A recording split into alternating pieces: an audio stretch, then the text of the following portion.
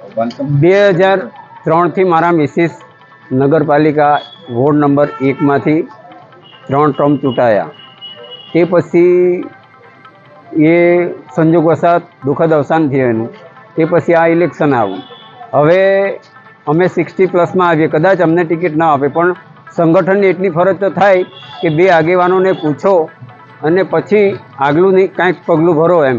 પણ અમને કાંઈ પૂછવામાં આવ્યું નહીં, એના કારણે અમારે આ પગલું ભરવું પડ્યું. બાકી ભાજપના અમે અવિચળ ભવિષ્યમાં બી રહીશું એમ માંગી હતી, ઉમેદવારી કરી હતી. અમે સંગઠનના થોડા વિખવાદને કારણે અમારે આ પગલાં ભરવા પડ્યા. બાકી અમે પાર્ટીના વફાદાર આજે બી હતા, કાલે બી રહીશું ને ભવિષ્યમાં બી અવિચળ રહીશું. કાંઈક ને અમે વિકાસ કરેલા છે, કામો કરેલા છે લોકોના, લોકો મત આપશે અમને.